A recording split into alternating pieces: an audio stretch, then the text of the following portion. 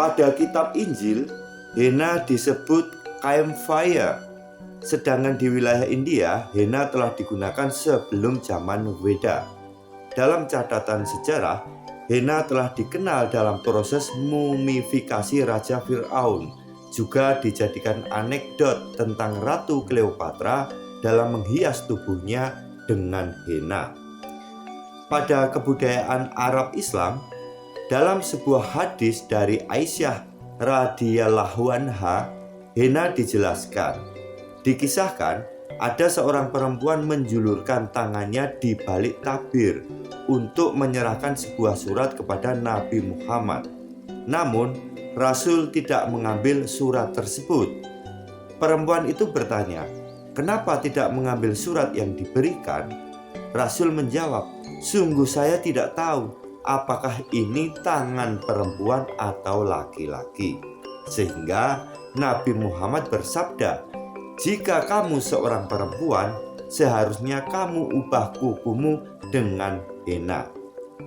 Hadis riwayat Nasai 5089, Abu Daud 4166, dan dihasankan oleh Al-Albani.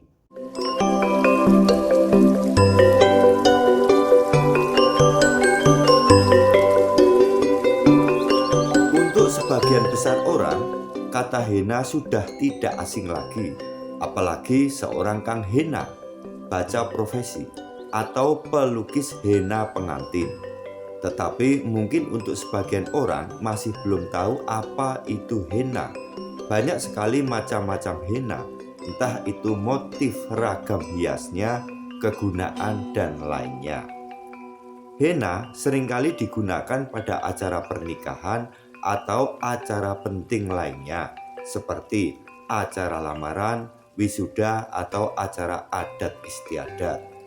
Nah, kita akan bahas sedikit mengenai sejarah asal-usul henna hingga berkembang menjadi tren dan budaya di Indonesia. Henna adalah nama tumbuhan tertua yang digunakan sebagai kosmetik. Tumbuhan henna itu sendiri ketinggiannya bisa mencapai 4-6 kaki dan dapat ditemukan di wilayah Mediterania, Teluk Arab, dan Timur Tengah, seperti di negara Maroko, Arab, hingga Pakistan, India, dan Iran. Tanaman henna tumbuh dengan baik di negara yang beriklim panas. Adapun definisi dari seni henna adalah kegiatan seni lukis tangan juga bagian tubuh lainnya yang dilakukan menjelang pernikahan atau pesta adat. Seni lukis menghias tangan ini merupakan budaya yang tumbuh di negara-negara Timur Tengah. Sejarah henna dunia. Di Indonesia tidak diketahui pasti kapan seni henna masuk di Indonesia, namun mulai berkembang dan meluas dikenal pada tahun 2014 dan sudah mentradisi sebagai seni rias pengantin tahun 2022. Awalnya, seni henna di Indonesia diperkenalkan oleh wanita Arab atau keturunan yang tinggal di Indonesia. Seni henna atau mendi atau pacar, masyarakat Indonesia menyebutnya, diperkirakan sudah dilakukan sejak berabad-abad lalu, dimulai dari wilayah di Afrika Utara, menyebar hingga ke Teluk Arab, India, dan Asia, termasuk di Indonesia. Henna itu sendiri berasal dari bahasa Arab yang merujuk pada tumbuhan Lawsonia intermis atau dikenal dengan pohon hina. Henna berkembang pesat di India dengan nama mehndi dan sudah diaplikasikan sejak 5.000 tahun yang lalu. Tak hanya itu, zaman dahulu henna digunakan sebagai kosmetik seperti dipakai atau diaplikasikan ke rambut agar rambut lebih mengkilap dan berwarna. Di kebudayaan Maroko, Mesir, Arab, dan India sudah menjadi hal lumrah memakai henna, baik sebagai perhiasan ataupun kosmetik.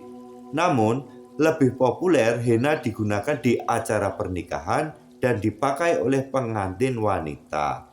Bisa juga dipakai pada acara dan tradisi yang didatangi oleh orang banyak, seperti kerabat dan sanak saudara.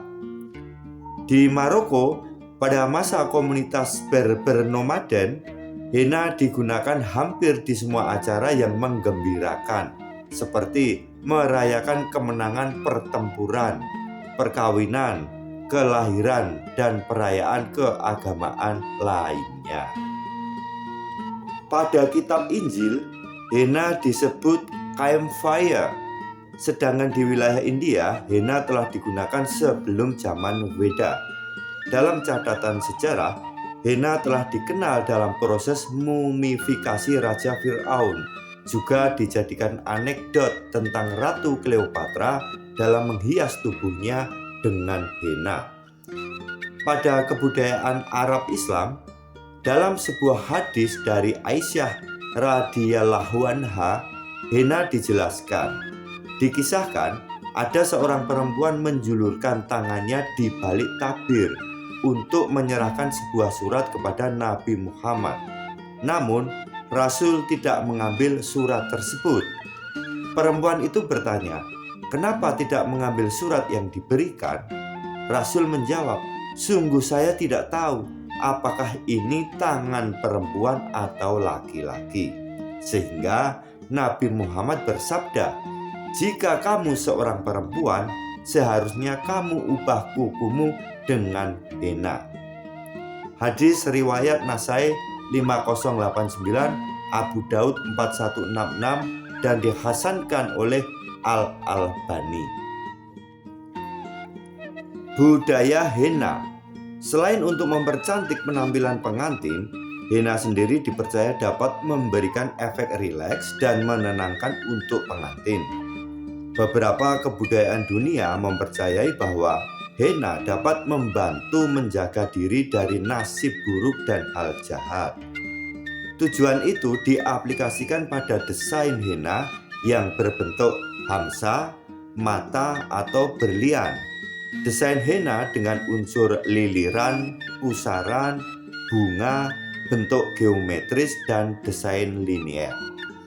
Di Indonesia pun sama. Henna dipakai untuk mempercantik diri saat acara pernikahan. Tak hanya itu, henna sering digunakan dalam acara adat istiadat seperti di Minangkabau, acara yang memiliki nama Malam Bainai yang dilakukan dengan menumbuk daun pacar dan diaplikasikan pada kuku mempelai pengantin dan keluarga terdekatnya. Selain itu, juga di daerah Aceh ada proses mapaci yang melambangkan keluarga yang bahagia. Tak hanya itu, di Indonesia henna banyak digunakan sebagai kosmetik seperti di salon. Henna digunakan untuk mempercantik warna rambut dan juga bisa untuk alis mata. Seiring berjalannya waktu, henna menjadi banyak dan semakin beragam. Mulai dari warnanya, ada white henna, black henna, maroon henna, dan ada warna lainnya lagi. Di samping itu, desain atau motif henna untuk pengantin sangat beragam. Ada motif henna bridal, henna fan, henna motif daun, dan masih banyak lagi. Dalam aplikasinya pada kegunaan acara perkawinan seperti classic wedding ring, seni henna menjadi semakin indah yang dipadukan dengan cincin pernikahan. Perpaduan motif dan warna henna yang indah nampak serasi dan mewah dengan tonjolan dan susunan mata cincin bentuk cutting yang bersinar indah. Nampak sangat mewah, kompak, elegan, dan pesona keindahannya memancarkan aura feminim yang lembut penuh cinta. Saat ini bagi sebagian orang, henna dijadikan sebagai profesi atau pekerjaan sampingan ataupun pekerjaan utama untuk mendapatkan penghasilan. Orang yang melukis henna bisa disebut sebagai kang henna atau henna art. Di samping kepopuleran henna berawal dari tren hingga menjadi budaya dalam pernikahan di Indonesia, khususnya di kebudayaan Sunda, Banyak orang mencari jasa lukis Kang Hena yang tentunya sangat menguntungkan bagi Kang Hena hal ekonomi kreatif. Maka tak heran jika banyak orang yang berprofesi sebagai Kang Hena selain mendapatkan penghasilan juga dapat melatih dalam menggambar atau melukis sebagai bentuk ekspresi.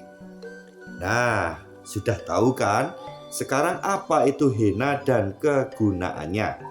Bila sekarang penasaran ingin belajar seni henna, bisa ikut kelas henna di berbagai daerah di Indonesia ataupun belajar secara otodidak.